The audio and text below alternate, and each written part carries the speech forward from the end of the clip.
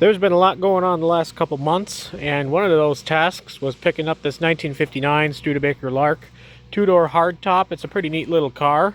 It has a 259 V8 and a 3-speed with overdrive. So when it's all said and done, this should be a fun car to drive when you consider power to weight ratio. It's not a powerhouse per se, but it's a very small car. We'll take a quick look under the hood here. Studebaker, so nothing quite works the way it should, so I'm going to need to set this down. Okay, finally got that going. We have the Alaskan hood prop here. So sadly, the 259 in this is locked up currently, and I have it soaking. I have diesel sitting down in there, ATF, acetone, everything. It's just going to slowly be working on it. I'm going to set this car in the back corner of the big carport here for long-term storage, and next year I want to devote a lot of time to this thing because I think it's actually worth it. So we'll let all the juices just work on it in the meantime, and we'll see where we can get with it. It was a 4-barrel car that was necked down to a Holly 2-barrel. I'm not exactly sure what was going on there.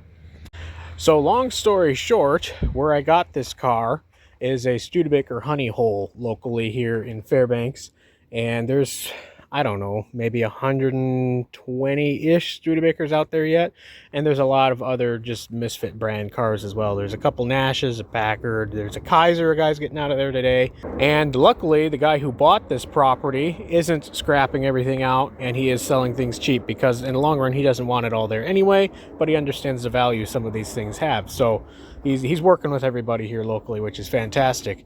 I bought this there, 2 other trucks, and one 50s bullet nose Studebaker that you'll be seeing here probably next year. I don't think I'll get around to dragging that out this year. It's kind of down in a pond. I don't know exactly why I wanted this car, but it's mine now. So we'll cross that bridge when we get to it. But this was the first car I wanted to get out of there because I think it was the nicest thing left on the property. I mean, just look at the glass. There's not a chip. There's no delamination. It's just in perfect condition. And I will put some pictures up of how this thing sat for at least 30 years, if not more. And you'll just be shocked at the overall nice shape this car is in, considering the elements that it lived in for so long.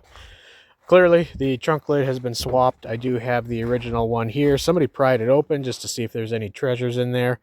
And I wish they hadn't done that because the blue definitely does not match the red very well. But this one actually latches and everything, which is kind of neat. Take a look in here. You're not going to believe this trunk floor, especially after you look at those pictures. I don't know if the sun is going to be working against us here, but let me get out of shadow. This is probably the best trunk I've ever found in any 50s, 60s, 70s car I've ever bought. It is like almost showroom condition. There's a little bit of surface rust here and there, but for the most part, all the original paint is still in here. So that's fantastic. And that actually continues on through most of the floor pan. So Studebakers are known to rot out right at that seam where the rocker meets the floor pan. So we'll need to deal with that in the long term. But the floor pan itself, there's a little bit of surface rust back here in the footwell for the rear seat on the passenger side. Other than that, it's in really good shape. There's a little bit at the kick panel up front here. And the Studebaker Wagonaire actually has that same issue. You'll see it's kind of stripped out in here. I wish I had that door panel. It's not like it would be in great condition, but it would look more complete at least. And it's missing a few components on the dash, yada yada. I don't know why the seat's not bolted in. And that's in decent shape, actually. I would actually risk sitting on that, at least, to drive the thing until upholstery's done and whatnot. But being a hardtop, when all the windows are rolled down, this will all be open space. That'll look really cool. I like these early Larks. They're just, I think, pre-pony cars, kind of, when you got the ones with the V8, because really, they're very small cars. And if you look at the size of this engine in here, like I said, they're not powerhouses. But I have to imagine you'll feel it when you're in something this small. And the driver's side of the car is in similar condition. I'm overall very happy with this vehicle. And I'm trying to decide what route I want to go with it in the long run. It's it's worthy of like a complete restoration. Not that I could ever afford to do something like that. I mean, I just did a road trip the other day and paid $603 for 87 at the pump, so I don't know if that's going to be in the cards anytime soon, but I definitely want to spruce it up and preserve it the best I can until that may happen someday, whether with me or a potential owner in the future. I definitely want to drive this though. I think this will be a super fun car just to bomb around in, and it's something you're not going to see at car shows anywhere. John, a friend of mine from the local car club, gave me a complete set of hubcaps for this, and that's going to spruce it up real nice. I got to paint the front wheels red just so that everything matches.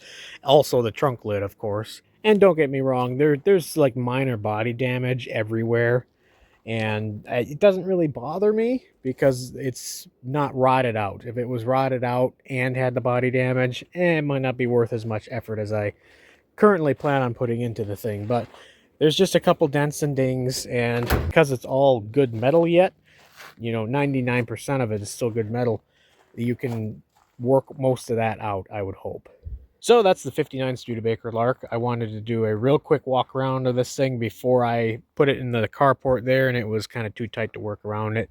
And I hope you'll be seeing something on this later in the fall when I get that engine freed up. I have a bunch of spare parts and gaskets and whatnot from when we put this one together. And if I can just get that turning over, we'll see if we can do a will it run on the thing. But I'm not going to force it either because I really like this car and don't want to destroy anything. And I've kind of had my fill of engine swaps for the year. So in the meantime, we saved another one from a mud hole, and it's going to be as well kept as I can possibly have it without having a like concrete pad shop. And we'll be getting around to this next year. Like I said, I want to spend a decent amount of time on this thing because it's definitely worth it. And honestly, I can't wait to drive it. I think it's going to be a fun little car.